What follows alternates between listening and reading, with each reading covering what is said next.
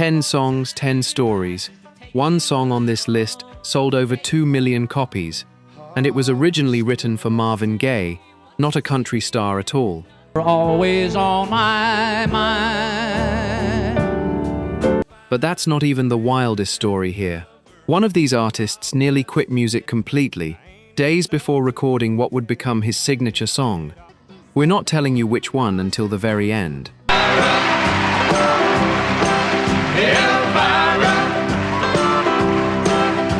10 songs, millions of copies sold, and at least 3 almost never got made. Let's find out which one nearly got away. Ah, but he still loved her through it all. Kept hoping she'd come back again. Number 10. Barbara Mandrell. I Was Country When Country Wasn't Cool. 1981. At the movies when the West was really wild. In 1981, disco was dying and rock radio was everywhere. Most country artists panicked. Barbara Mandrell didn't. She leaned in, hard. Yeah, I was country from my head down to my boots. This song was basically a mission statement. It poked fun at people who suddenly loved cowboy boots, and Waylon Jennings the moment it became trendy, while Mandrell had been living that life her whole career. I was country when country wasn't. And here's the twist. George Jones himself sings backup on this track. Are you out there, George? You are there. Come on up here. Come here, George. Which means one country legend is literally co-signing another legend's victory lap. Yeah, I was country when country was. This single helped push Mandrell to become the first artist in history to win the CMA's Entertainer of the Year award 2 years running. Not bad for a song about being too country. It sold well, it charted at number 1, and it set the tone for the entire decade. Country wasn't cool. Country pride wasn't going anywhere. But if you think an anthem about being country was a big seller, wait until you hear about the song that sold country to people who'd never even been on a tractor. I remember when no one was looking, I was putting peanuts in my coat. Number 9. Nitty Gritty Dirt Band, Fishin' in the Dark, 1987. This one snuck up on everybody. On paper, it's a simple song about a guy taking his girlfriend fishing at night. That's it. That's the pitch.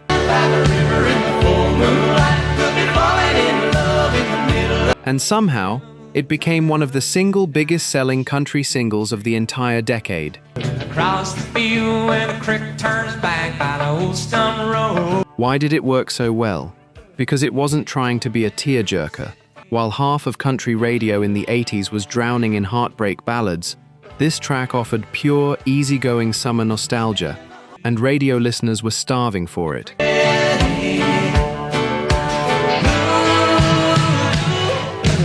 It eventually crossed the 1 million copies sold mark, earning it a platinum certification.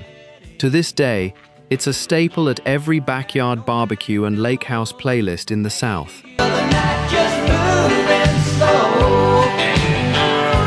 Simple concept, massive payoff. That's the theme you're going to see over and over again on this list.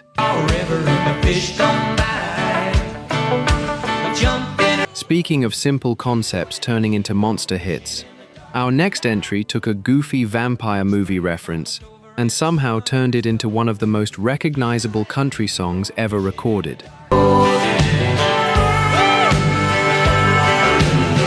Number 8.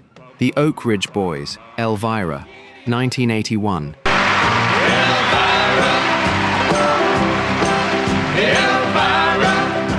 Here's a wild fact. Elvira was actually written and first recorded back in 1966.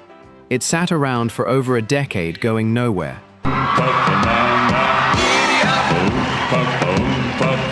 Then the Oak Ridge Boys got their hands on it in 1981, added that now famous Papa Mo Mau bass line, and turned it into an instant sensation. This song didn't just do well on country radio, it hit the top 5 on the all-genre Hot 100 chart, went multi-platinum, and even won the group a Grammy.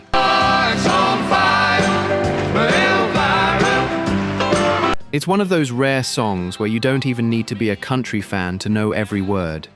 Some traditionalist country fans at the time actually pushed back on Elvira, accusing it of being more novelty pop than real country music. The Oak Ridge Boys didn't care. The sales numbers did the talking for them.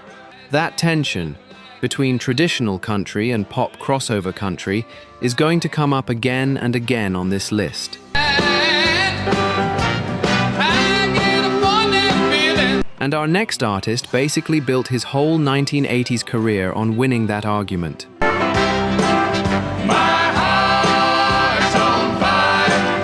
Number 7. Juice Newton, Queen of Hearts, 1981.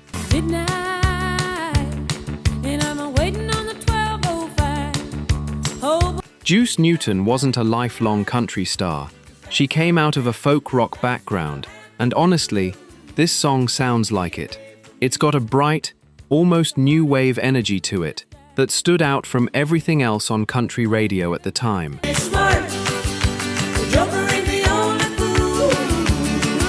That's exactly why it worked. Queen of Hearts became a massive crossover hit, climbing high on both the country and pop charts simultaneously.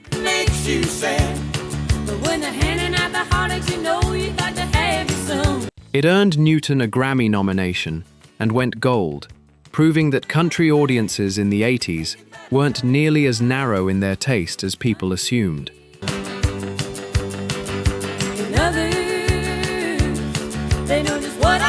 Radio stations that never touched country music before were suddenly spinning this track in heavy rotation. That's the kind of crossover power we're talking about on this list. Songs that escaped their genre entirely. Now, let's talk about a song that didn't just cross over. It became one of the most awarded vocal performances of the decade.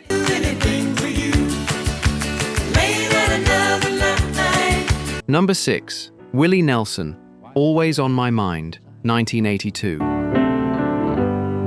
Girl, I'm sorry I was blind. This song had already been recorded by other artists in the 70s and hadn't made much noise. Then Willie Nelson picked it up in 1982, slowed it down, stripped it back, and let his voice do all the heavy lifting. Love you quite as often. The result went platinum. It won Willie a Grammy for Best Male Country Vocal Performance. Maybe I didn't treat you. And decades later, it was inducted into the Grammy Hall of Fame, a rare honor reserved for recordings considered historically significant. Always on my mind.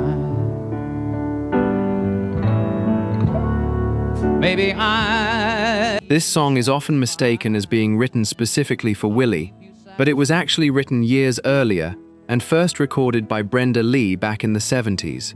Willie just happened to make it immortal.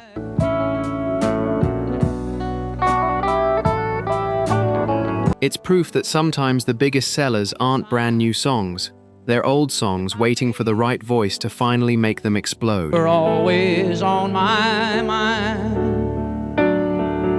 We're halfway through the list, and our next entry belongs to a man whose face literally appeared on Urban Cowboy's soundtrack, launching him from bar band singer to household name almost overnight. I just never took the time. Number 5. Johnny Lee, Lookin' for Love, 1980. Well, I spent a lifetime looking for... Here's a detail that always shocks people. Nearly 24 other country artists turned this song down before Johnny Lee got a shot at it. I did everything I could to get me through the night. Nobody thought it had potential. Lee, who was performing nightly at a real Texas honky tonk called Gillies, recorded it for the Urban Cowboy soundtrack, almost as an afterthought. What I'm dreaming of, hoping to find a friend. It became one of the first country singles of the decade to spend 3 straight weeks at #1. It crossed into the pop top 10, and it sold over 1 million copies, making it Johnny Lee's single biggest hit, one he's still known for today, decades later. Telling those sweet lies and losing again. Sometimes the biggest song of someone's entire career is the one that almost never got made. Keep that in mind, because we've got 2 more massive stories just like it coming up. Telling those sweet lies. Number 4, Randy Travis, Forever and Ever Amen, 1987. You may think that I'm talking foolish. By the mid-1980s, a lot of country radio had drifted toward pop-polished production. Then Randy Travis showed up sounding like a direct throwback to classic honky-tonk singers. Well, you're not just time that I'm kidding. And Forever and Ever Amen became the song that proved traditional country could still dominate the charts. Time takes its toll on the body. This track didn't just hit #1, it swept the awards season, Grammy, Academy of Country Music, Country Music Association's Song of the Year. It's widely considered one of the most beloved country love songs ever recorded. Ever and ever, amen. And it turned Travis's album, Always and Forever, into an absolute juggernaut, eventually producing 4 separate #1 singles.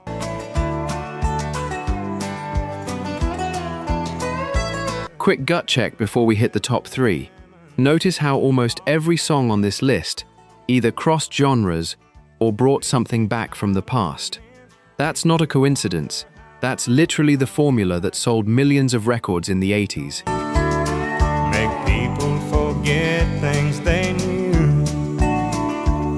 Keep that pattern in mind, because our next 3 entries take it to an extreme. But it's easy to see. It's happening to me. Number 3, Dolly Parton, 9 to 5, 1980. Working 9 to 5, what a way to make a living. Dolly Parton didn't just write a country song here. She wrote a workplace anthem that's still relevant more than 40 years later. Tumble out of bed and I stumble to the kitchen, pour myself a cup of ambition and yawn. Written for the film of the same name, starring Parton alongside Lily Tomlin and Jane Fonda, 9 to 5 tackled unfair treatment in corporate America, wrapped inside one of the catchiest melodies of the decade. You're just a step on the boss man's ladder, but you got dreams he'll never take. The result was historic. It hit #1 simultaneously on the Billboard Hot 100, the country chart, and the adult contemporary chart, a nearly impossible triple crown. And yawn and stretch and try to come to life. Dolly wrote every word of it herself, proving she wasn't just a performer, she was one of the sharpest songwriters of her generation.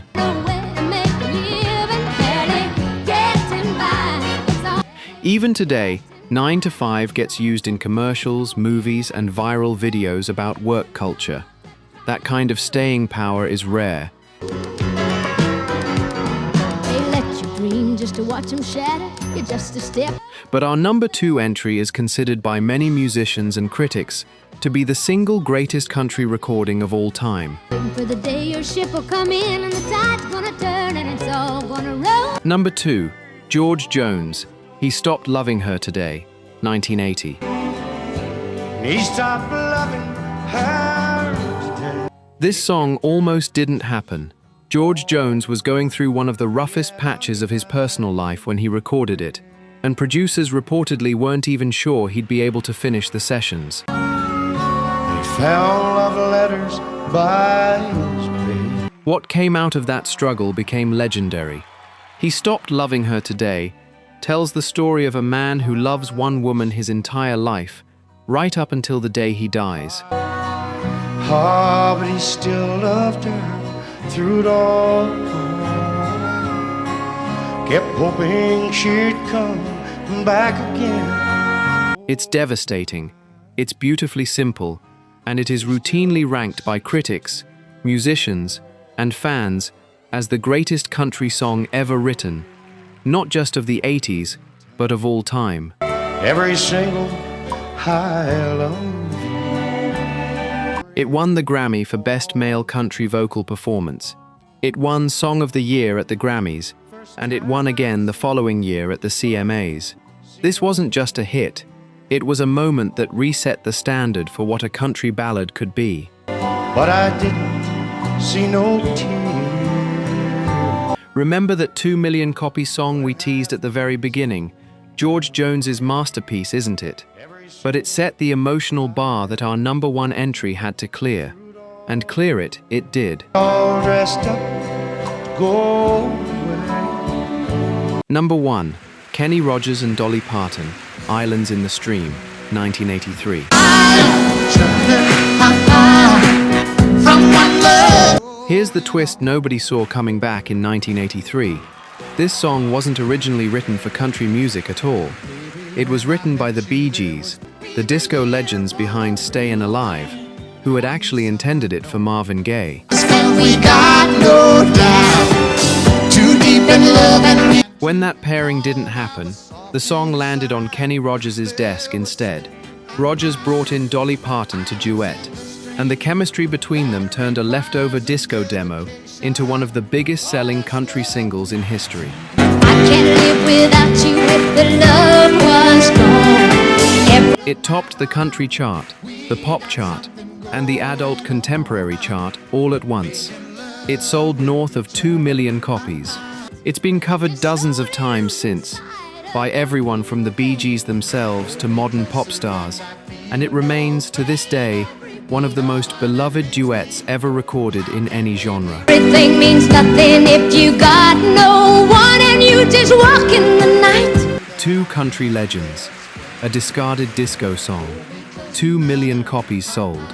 That's how you close out a decade.